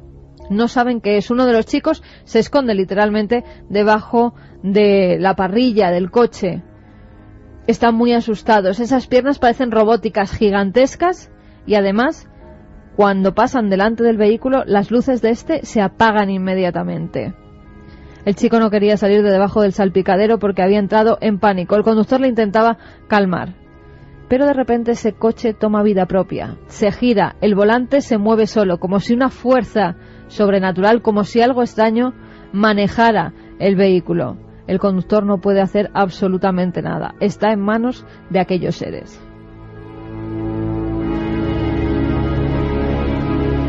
Cuando el coche para de dar vueltas, las luces ven a unos 5 metros a 3 seres con un mono rojo, con una especie de luz a la altura de la cintura, con un casco cuadrado que tan solo tiene 2 aberturas rectangulares en lo que tenían que ser los ojos, y uno de ellos, que es lo que más extrañó a los chicos, parecía llevar una máscara de gas, o lo identificaron como algo parecido a una máscara de gas y una especie de tela que tapaba la parte de los ojos.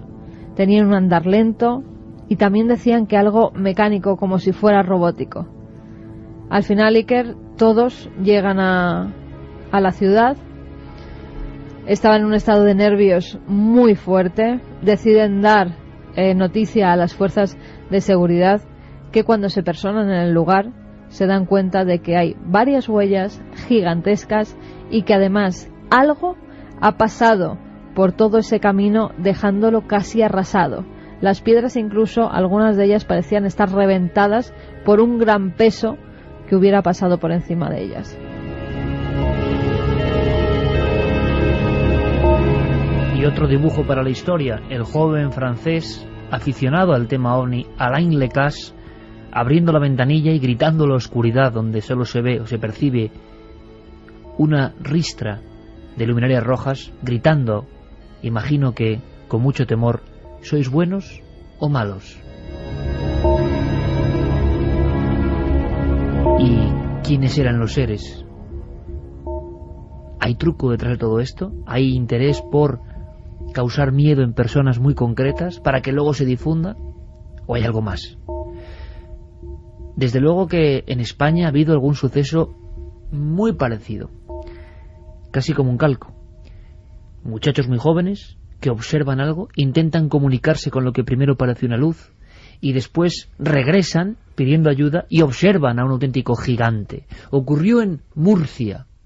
Joaquín Abenza, el gran amigo Joaquín Abenza, veterano director del CIFE de Murcia, Centro de Investigador de Fenómenos Extraños, lo pudo cubrir y pudo ver, curioso, las gigantescas huellas que una especie de coloso extraño había dejado allí en un terreno casi arenoso. Fue portada de un día de julio del 79 de La Verdad de Murcia. Lo increíble es que los jóvenes entonces siguen contando exactamente lo mismo. Nuestro equipo, el de Cuarto Milenio, los encontró. Ese es otro misterio. ¿Cómo alguien puede contar algo que nadie puede creer? ¿Cómo alguien que es normal puede contar algo que nadie va en su sano juicio a admitir? ¿Qué clase de valentía tiene esta gente que ha visto algo extraordinario para contarlo? Desde luego son osados, tienen como una especie de coraje. Lo vieron y lo cuentan. 30 años después, nuestro compañero Nacho Ares pudo entrevistar a los protagonistas de Sangón y le decían lo mismo. Y un dato más. Carmen, en la descripción terrorífica de la noche de miedo en Draguignan, en Francia, hablaba de otra cosa absurda. Seguro que muchos amigos y amigas de Milenio nunca lo han oído. 2 piernas rojizas que cruzan un camino. Hace no mucho tiempo, nuestro equipo, investigando con Marcelino Requejo en Paradellas y con testimonios que vinieron a Plató, hablaban de lo mismo. Un lugar y de repente 2 piernas rojizas sin el resto del cuerpo caminando. Mismos sueños de la humanidad, mismos temores, mismos, como dicen los seguidores de ciertas filosofías, arquetipos que están ahí desde siempre y que se aparecen por algún motivo, señales. Bueno, viajamos a Murcia porque el paralelismo tanto en la época como en los seres es muy muy claro. Un caso sucedido el día 1 de julio en la pedanía de Sangonera la Verde, Murcia, en las inmediaciones de la Sierra de Carrascoy. Trataba de 4 jóvenes de edades comprendidas entre 14 y 18 años que se encontraban pues en el monte, en una noche de verano, intentando hacer por lo que se hacía en esos momentos, que era cazar pájaros, en este caso tórtolas. Estos chavales estaban en el monte cuando se percatan del movimiento del cielo de una especie de luz bastante fuerte. Esa luz parece ser que se posa en lo alto de un cerro y los muchachos, con una moto que llevaban, pues intentan enfocar con el faro de la moto hacia esa luz, con la sorpresa de que la luz empieza a responderle mediante una especie de destellos. Estando en ese juego, todos muy inquietos, llega un momento que escuchan como el pisar unas ramas o el crujir de unas ramas próximas a donde estaban ellos. Y cuando venían hacia esa zona, ver un ser de aproximadamente unos 2 metros y algo de alto, vestido con una especie de traje de plástico, con un casco, algunos decían que era parecido al casco de un motorista, y con una especie de dibujos o cremalleras en el pecho. Ante la visión de aquel ser, los chicos quedaron absolutamente aterrados. Alguno de ellos dice que incluso les escuchó hablar al ser, dirigirse hacia ellos en un lenguaje que no entendían. El ser se movía con unas formas bastante toscas, como una especie de robot o una especie de monstruo, según dicen algunos de ellos. El caso es que salieron corriendo despavoridos con sus motos y llegaron al pueblo. Algunos de ellos dicen también que vinieron con las ruedas incluso pinchadas y siguieron adelante porque no se atrevieron a pararse a ver qué es lo que estaba sucediendo. Al llegar al pueblo fueron a un bar que estaba cercano al camino de donde ellos venían y contaron la historia.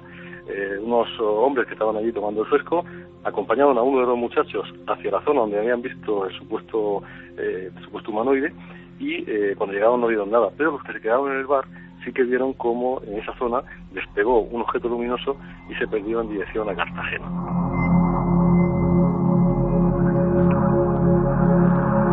nuestro archivo podría contar casos todavía más insólitos. Los niños, oscuros, prácticamente como sombras, que van metiéndose dentro de una esfera luminosa aterrizada en la campiña de Cusack, en Francia. Los seres casi bestialoides que detienen el camino de dos hombres de empresas cárnicas que están recorriendo el suburbio de Petare, en Caracas, y que casi los obligan a bajar a empellones como queriendo arrastrarlos a un lugar que es una luz situada al final de aquel camino, y que parecen bestias, velludas, muy duras, y no pueden contra ellos. El caso de San Carlos del Zulia, en Venezuela, también año 54. Un exmilitar llega a blandir su puñal, su machete, y a intentar clavárselo a uno de estos individuos, pero resbala por su cuerpo como si su cuerpo estuviese compuesto de otro material completamente desconocido. Los casos de Bebedouro, en Brasil, donde después de una noche también de terror y de visiones, el protagonista observa unas figuras que parecían realmente hombres salvajes, junto a una luz, pero no tenían nada de cósmico ni de tecnológico. Es el bestiario, como decíamos antes. Cabe perfectamente en los cuadros del delirio humano, pero, repito, las personas sanas, muchas de ellas testadas perfectamente, psiquiátricamente, simplemente vieron cómo su vida un día cambiaba. Qué difícil es creerlos, pero los archivos se engrosan, y son varias, hay que decirlo así, las personas en el mundo, varios millares de personas en el mundo, quienes aseguran que se han encontrado con estos individuos. Imagino que es muy difícil la reflexión. Antes de intentar dar una pincelada más, para luego seguir hablando de enigmas cósmicos y otros de denuncia de Santiago Camacho, podemos terminar con el ejemplo claro del absoluto absurdo. Pero en ese absurdo, quizá, repito, la verdad. ¿Quién se va a inventar cosas que nadie va a creer? Nombres, apellidos, documentos, investigación de la Guardia Civil. En Galicia se vivía una enorme oleada de avistamientos, quizá la última gran oleada de este tipo de cosas ocurridas en nuestro país, 1995 y 1996. Marciano Requejo recorrió todo el territorio gallego buscando testigos. Este caso yo creo que es lo más sorprendente que se pudo encontrar jamás. Mira, el suceso más interesante ocurrido dentro de la ufología gallega, y yo creo que a nivel mundial, dadas sus características, fue el suceso del desembarco de unos humanoides en la localidad de Ferrerías, en Friol, en Lugo, el 7 de marzo de 1996 a las 12:30 de la noche. Parece ser que un vecino de la aldea de Ferrerías, como digo, observó una enorme esfera semitransparente de color amarillo intenso que aterrizaba a tan solo 50 metros de él en una finca de su propiedad. De esta esfera, que según nos comentó, ocupaban 8 tripulantes de unos 3 metros de estatura, descendieron al suelo 3 pequeños de 1,20 por una rampa de luz de colores a tan solo, como digo, 50 metros del testigo. Estos 3 seres pequeños iban con las manos puestas uno encima del hombro del otro y salieron corriendo en dirección a un pequeño arroyo que había en la parte inferior de la finca, que se encontraba en total oscuridad. Fue tal el estado de pánico del testigo al ver esta escena que se refugió en la parte alta de su vivienda y permaneció escondido debajo de la cama hasta el amanecer. Nosotros en este lugar lo que encontramos fueron huellas de un ser bastante grande y pesado, con una zancada de 1,40 m aproximadamente, huellas de una profundidad de unos 19 centímetros y de una longitud de 28 centímetros. En las proximidades de Villarcayo, una mujer describe a 2 gigantes, también provistos como de casco o la cara tapada, con 2 grandes ojos o luces, que se adentran en su finca, y ella puede verlos mientras está en el servicio, abriendo la ventana, recorriendo toda la casa, porque los ha visto primero por otra zona del salón. Hay ladrones. Cuando por el pequeño ventanuco más discreto, sin llamar la atención, sin encender las luces, contempla su caminar, siente un terror indescriptible. No parecían humanos. En Peral de Arlanza, ya colindando con la provincia de Palencia, 3 muchachos observan una figura que podía parecer antes un ángel. Está situado sobre una loma, detrás de él, porque lo recorta con su luz, un objeto esférico. Pero ese hombre, enllantado en una especie de mono plateado, tiene lo que parece cabello casi albino, y le sonríe con una sonrisa que les da absoluto miedo. Está allá arriba, poderoso. José Setién, en Cantabria, en la zona de Siete Villas, tiene que dar un volantazo porque está viendo algo que parece más bien la raíz de un árbol, pero que es en sí un ser famélico, un ser tan delgado, enjuto, tocado con una extraña capa, altísimo, que va atravesando la carretera. Y así uno tras otro, tras otro, tras otro. En la Sierra de Ojén, en Málaga, una familia pasa una noche de terror asegurando a los medios y a la Guardia Civil que han visto, incluso con desangrado de varios animales de su finca, animales salvajes, la presencia de algo que parece un hombre que está por la parte superior, conformado de forma habitual, un ser humano, una sombra, pero las dos piernas parecen más bien patas o vigas de acero que caminan. Por no hablar de los embozados en capas negras como fantasmas de otro tiempo. También en plena Castilla un individuo observa una luminaria y dentro un ser. Cuando le pregunta el periodista, ¿pero cómo era ese ser, un ser humano?, describe que lo más parecido que ha visto en su vida, lo que puede interpretar con palabras, es algo como un esqueleto que brilla. Difícil, Santi, difícil buscar una coherencia que amalgame todo esto. Solo sabemos que no es nuevo. En Alençon, Francia, 1790, primer quizá informe de un accidente de un objeto volante que se estrella a las afueras de este pueblo, y según cuentan los notarios de la época, ven salir un extraño individuo, como los que hemos contado hoy, que se aleja en el bosque, como si su nave portadora hubiese resultado fatalmente dañada. Nadie se atrevía a ir tras él. Tantos y tantos casos, que viene de dónde este misterio, de lo más hondo de nuestra propia naturaleza, de nuestro yo, o algo exógeno que, como hemos visto, no parece físico a veces, pero deja huellas. Lo cierto es que no es nada nuevo. Fíjate, Heródoto de Halicarnaso, al que los historiadores citan cada vez que quieren saber cómo era el mundo, pues más allá del año 400 a.C., si le hacemos caso en eso, ¿por qué no le hacemos caso cuando afirmaba que en aquella época, y según sus relatos así podía deducirse, era relativamente frecuente que la gente se encontrase en los cruces de caminos o en los riachuelos, se encontrase con faunos, con sirenas, con semidioses, se encontrase con seres que precisamente porque lo mágico y la mitología les hacía asumirlos como cosas extraordinarias pero naturales, pues los griegos de la época no le daban mayor importancia. Desde luego, si esos son los primeros testimonios que tenemos, se puede decir que por lo menos desde hace 400 años antes de Cristo hay otras cosas, otros seres, otros remedos de humanos, porque tienen siempre esa leve pátina de parecerse a nosotros pero no ser nosotros, que nos han ido acompañando. Y desde luego cabe preguntarse una cosa: da igual si son creación nuestra, que pueden serlo, y no digo de nuestra imaginación, o si vienen de otro lado, de otro cosmos, de otro confín. Desde luego, en cualquier caso, es algo que creo que es digno de recopilarse, de estudiarse y de recordarse, como estamos haciendo aquí.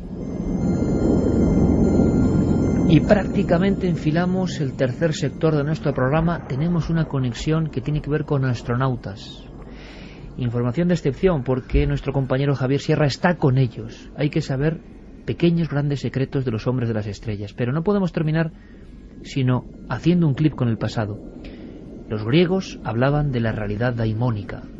Los daimones, figuras que no son de aquí ni de allá, que a veces están como en un puente entre dos mundos, que podemos verlos de forma fugaz y que nos dejan con la desazón de un secreto, de un misterio.